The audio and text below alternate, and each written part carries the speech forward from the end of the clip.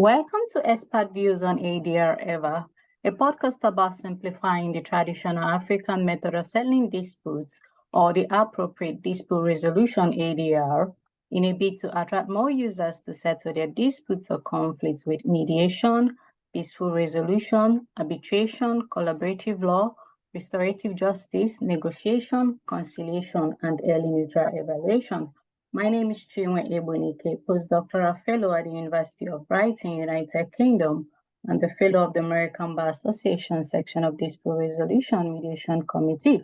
I am excited to welcome Professor Cheryl Fairbanks to the EVER podcast show. She is a tribal judge and works in the area of Indian law as an attorney and tribal court of appeals justice. She is the co-director of the University of New Mexico's Native American Budget and Policy Institute. Prof also worked as a senior policy analyst with the New Mexico Office of Indian Affairs in the area of state-tribal relations. Her publications include Indigenous Justice as a Concept in American Jurisprudence, amongst other books she has written and co-authored as well. Professor Fairbanks wears many hats, so I've left the links to her profile below. Welcome to the show, Prof. Let me stop sharing now. I think I have some. Thank you. Waiting, sorry. Michael Foster, yeah, I think. So let me admit him. Oh, welcome, Prof. Sorry. Okay. Hi.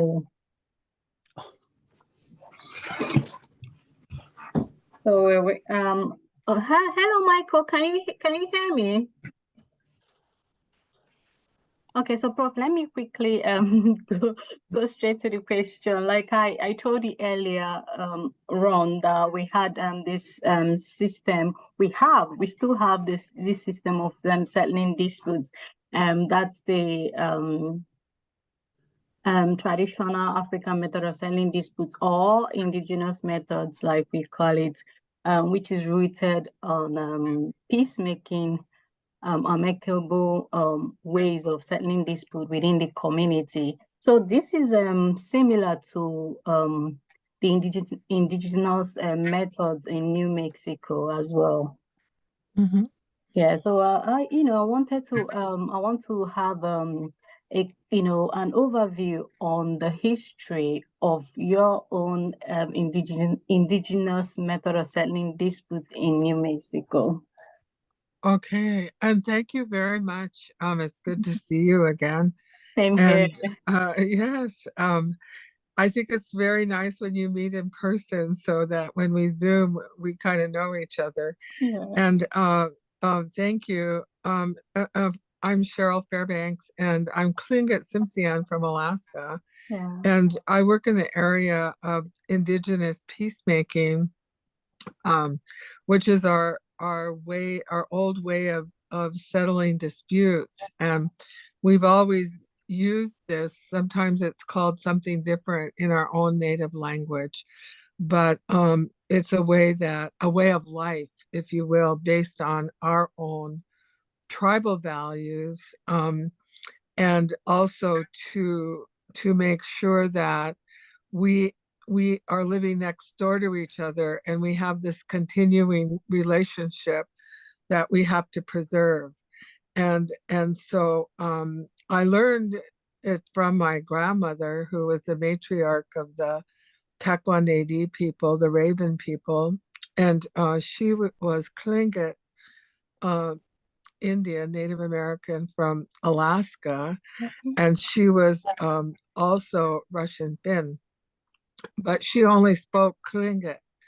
And so a lot of times when it's done in your own language, you have the inherent rules kind of built in. And so, and then later on, of course, I am schooled in American education, and at law school, we used American jurisprudence, which is far different than the peacemaking. And so we had to shift our thinking from that American adversarial, I win, you lose, to one that's more win-win and one that's more consensus and collaborative and cooperative. And our main rule, we don't have volumes of rules, but our main rule is based on the rule of respect, which ties to all of our core values as tribal people. And but the rule of respect is kind of the dominating rule or guideline. We kind of call them guidelines that we use. And so it's evolved here in what we've had to do as indigenous people, as the native people of North America, is we've had to reaffirm it. So in some of the traditional tribes that are sovereign, and we're all sovereign, separate sovereigns, they've maintained it through the years, and some have not. Some have adopted the American jurisprudence. So we're in the process of reaffirming that because of our high incarceration rate, and how we've been subjected to really harsh policies by the federal government, and that has had major historical trauma on us as a people. So we know that to get to a healing, to change behavior, we have to do something different. So it's old, it's from time immemorial, but we're in the process today of reaffirming that, and how do we bring it into a contemporary context? Does that help? Oh yeah, thank you so very much. Like I said, it's similar to what we have in Nigeria, and you know what you said about your native language. So that's the same thing when they're settling disputes, especially in the Igbo community. The Igwe or the chief we uses our our tribal tongue in settling disputes, and it communicates better, and it makes everything the settlement quicker and easier, because these people, they understand what the norms or the traditional norms are, and it's better than the new method of settling dispute, that's litigation, and the new ADR as well. So yeah, thank you so very much about that. So hi, Michael. Hello, how are you doing? Sorry that I wasn't able to answer earlier. Oh no, that's all right. I wanted to ask, is this the same way of settling dispute? You're from New Mexico as well? No, actually, I'm from California. I work with Cheryl, but I am, and I'm newly really in the process of ongoing learning about indigenous peacemaking practices. And just as an FYI, my background is that I'm Okinawan and African American, and I'm really learning about how peacemaking exists, and really gaining a true understanding of what it means to decolonize my thinking.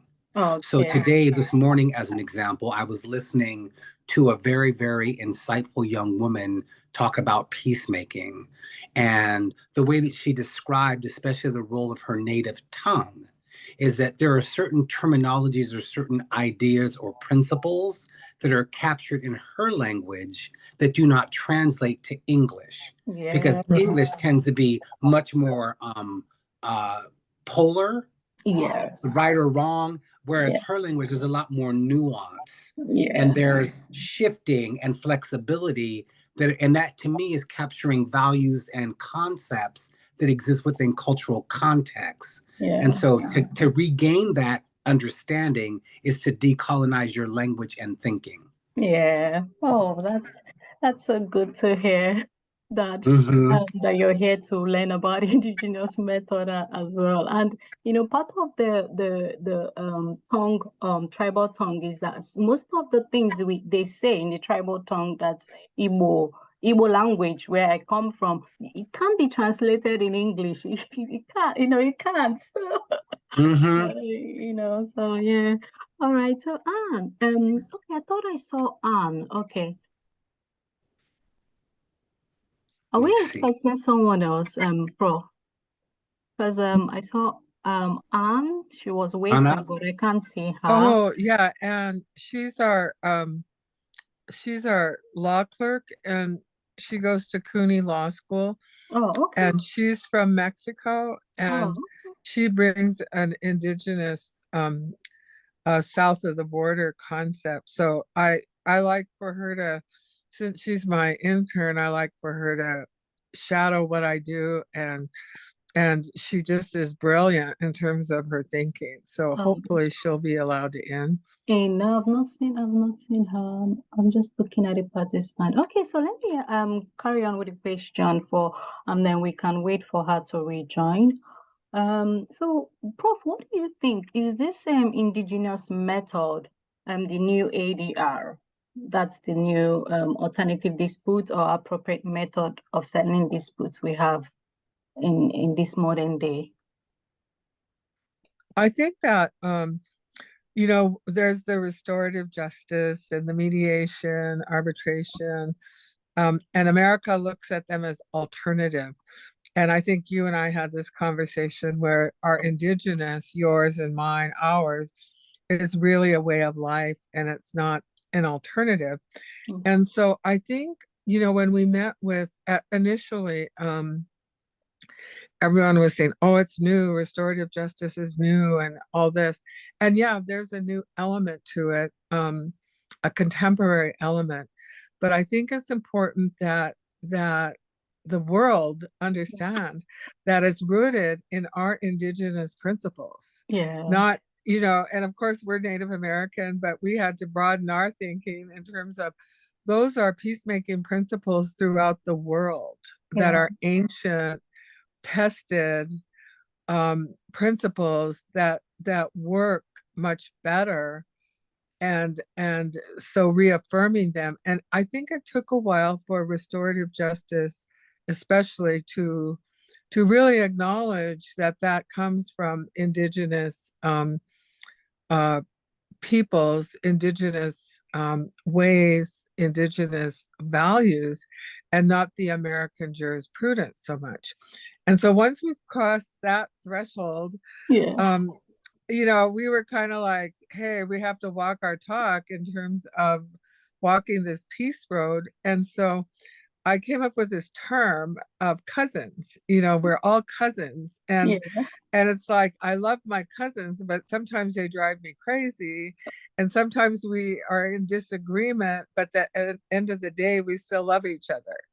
And so there's that beautiful interweave where we're learning from each other. And I think that's going to be an important part of American jurisprudence because our society is so into litigation and into an adversarial mindset, not everyone is open to this type of process.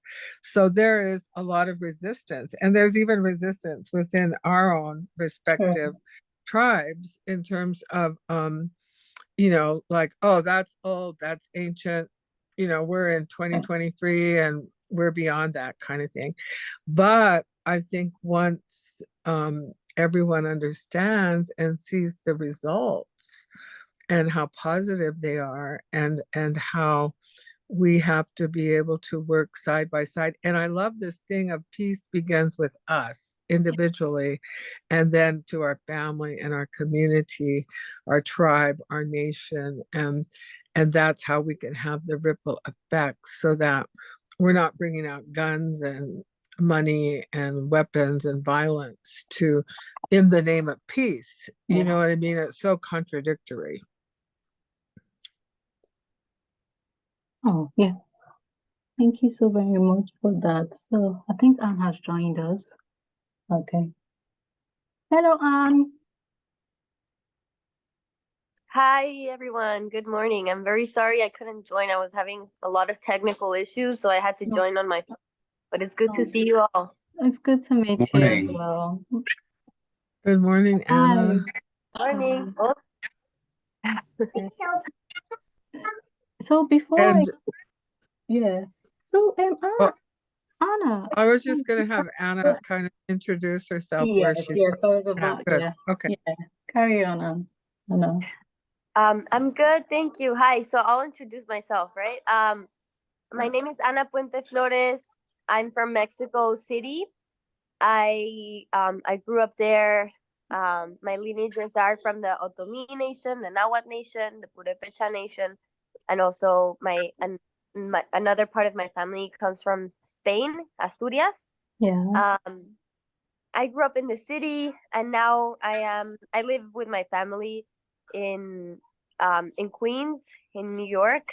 Okay. And I go to law school. I'm going to start my second year of law school Okay.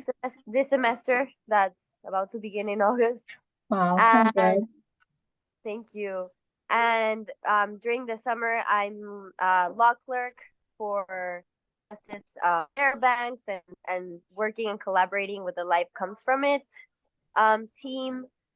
And I'm really interested in peacemaking because working with immigrant families in detention centers, I have seen a lot of the impacts of kind of institutionalization and marginalization and violence, and how like the detention system kind of breaks people apart, how the immigration system like extracts stories from immigrants and asylum seekers, and in the process that sort of breaks up their notion of belonging, their culture, their values. Like I know Justice Fairbanks talks a lot about core values, and I think that in the context of immigrant asylum seekers, those core values sometimes get lost in the process of immigration. And so I think that that's kind of what also drew me to indigenous ways of peacemaking. And now, for instance, learning about how these processes in peacemaking can be an avenue to restorative justice, because ultimately what I saw in detention was that the lack of access to land, and that fostering kind of that displacement from Latin America into the US, and then communities here in the US being marginalized and prosecuted and criminalized. There's no spaces to remember like what our culture is. I mean, there's very few. Sure. And I think with the system of racial capitalism and how immigrants are exploited in the labor force, that often means a lot of impact in their health, physical, spiritual, emotional. So I think that access to land can also come through peacemaking with other, learning from the tribes here in the north, and how they're advocating for their sovereignty through peacemaking. Because ultimately, I think what a lot of immigrants also want is that sovereignty, because they're indigenous too. It's just that within the system, they're seen first as immigrants, and then if they're indigenous, that identity comes through, but it's not often spoken at first, and I think that has a lot to do with the way of framing displacement, because if people are displaced from their homelands in Latin America and they say they're indigenous, then they might have a kind of claim to some land, not here but there, and often that like cultural erasure is purposeful, because then it's easier to displace people. It's easier to say that, oh, they're criminals, or they're they're illegal coming in. So I think that connection with peacemaking and immigrants and indigenous people, it like that's the ideal way to deal with things, rather than, I guess, going through a system that kind of extracts the stories of violence and turns them into like some sort of trophy, which often happens in the context of immigration, because the asylum process is kind of very reductive of people's stories and identities. And I think that peacemaking is often more like bird's eye view of the of the context of the conflict, of people, where they're coming from, the experience. And I think that's very valuable. But I'm still learning. This is like very new to me, but I often think that it's also very intuitive, that it's also almost ingrained in our, in our DNA, in our memory, how to be peacemakers. Because at the end of the day, when I'm, for instance, yesterday I was sitting in a sweat lodge with my brothers and sisters and relatives here that we sweat, we go to these ceremonies of purification. That's peacemaking too. Like, it's a circle, everyone takes one chance to speak or pray, and that's the memory that our ancestors left for us to follow, like those ways. And that restores us and brings that memory back, and brings that, that way of doing things in a way that is in balance with everything else. So I often, like, what I'm realizing too is that anyone can be a peacemaker if there's that memory, if that memory is restored. Because that's just how it is. Like, if you see nature, like, it flows, it's in balance. And ultimately I think, or I feel, that peacemaking is about restoring balance. Thank you so very much, Ana, for that great insights on indigenous method of settling disputes.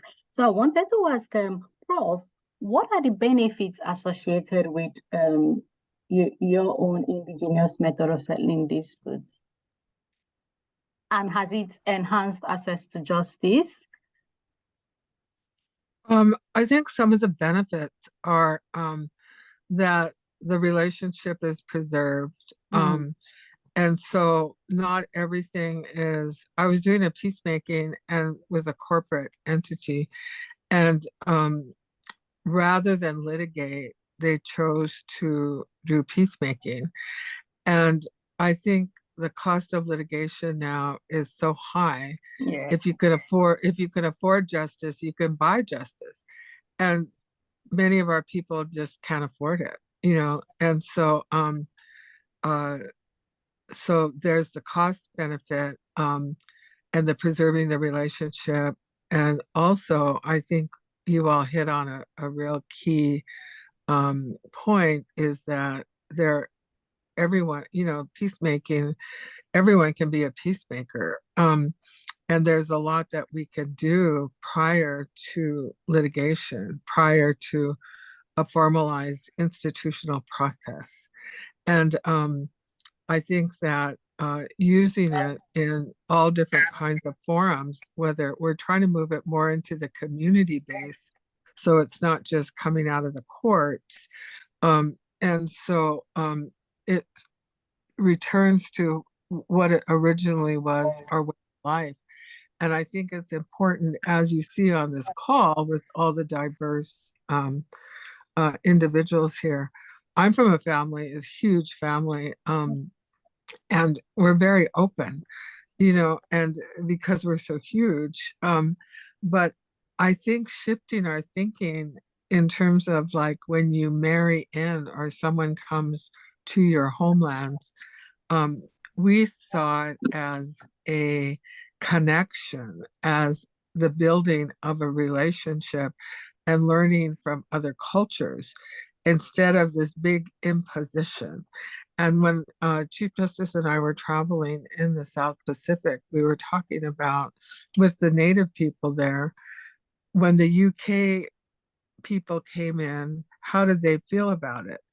One of the people was married, one of the sisters was married to someone from the UK. And I was very curious because, of the relationship and the sovereignty. And I said, well, how was that person received?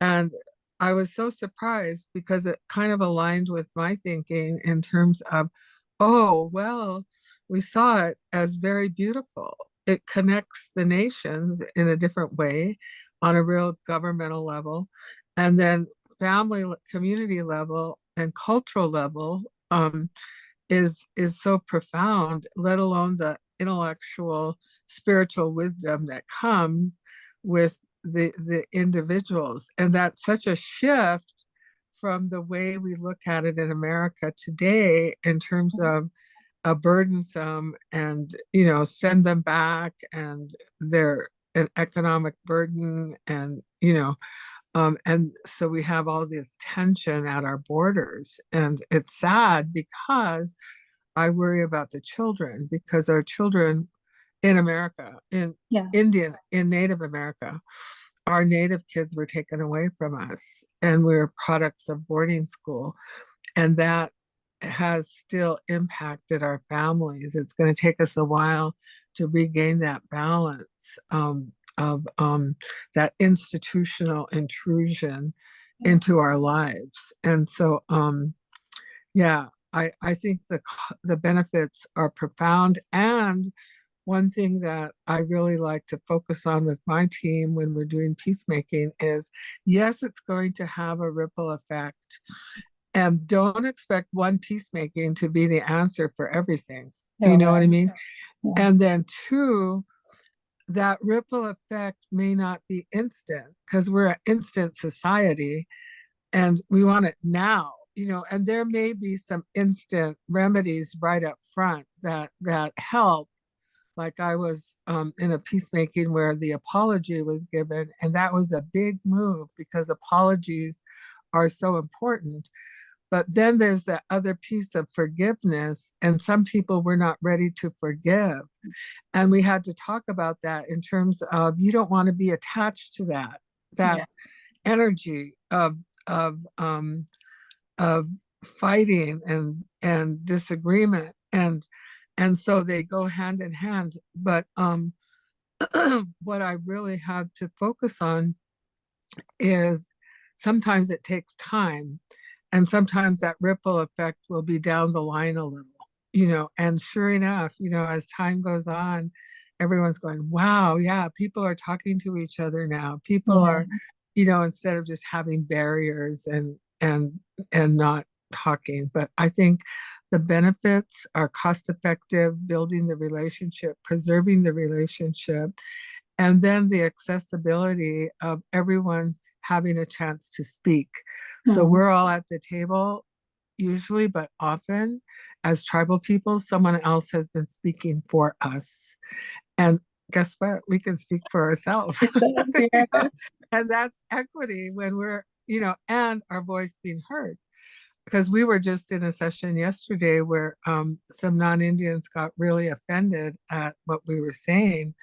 And I don't think they fully realized that, we could agree to disagree, but with respect, and our positions might not always align, but through the peacemaking process, we're able to clarify, because not always one person doesn't have all the answers, but we build off of each other's ideas, and that's what makes a more solid remedy or resolution, that we don't have to run around checking in on everyone, and people own the resolution and they own it, so they're going to abide by it in a much with integrity, I guess. Well, thank you so very much. And I think one of the advantages as well is that it saves time.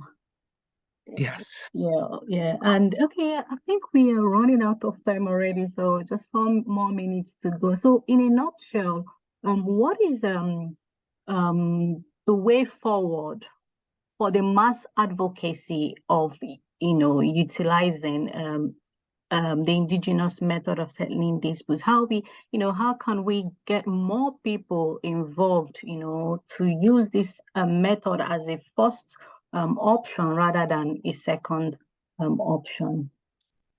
Well, I think we're having it, like at the American Bar Association. It was really well received, I thought, and that hasn't always been the case.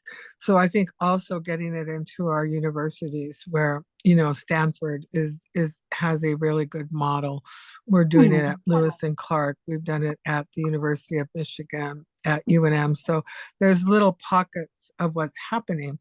And I think if we get it into the school system, so kids begin to do it as a way of life, then they don't have to go through the struggles we went through to rethink how we're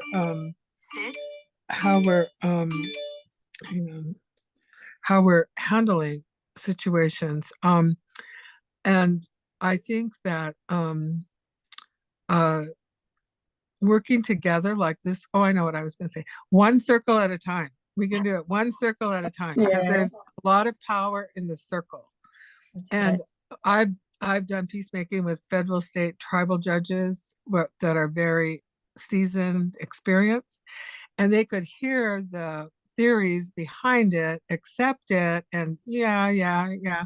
But once they got into the circle and experienced it themselves, the power of that circle, that shifted their thinking a lot more than just hearing it. So it's walking our talk, doing it one circle at a time, and that ripple effect will happen. And I know we're closing out, but I just really wanted to say, Ganesh Chish, thank you for including us. And to my colleagues, I just kind of invited them off the cuff to listen and to participate. So Ganesh Chish.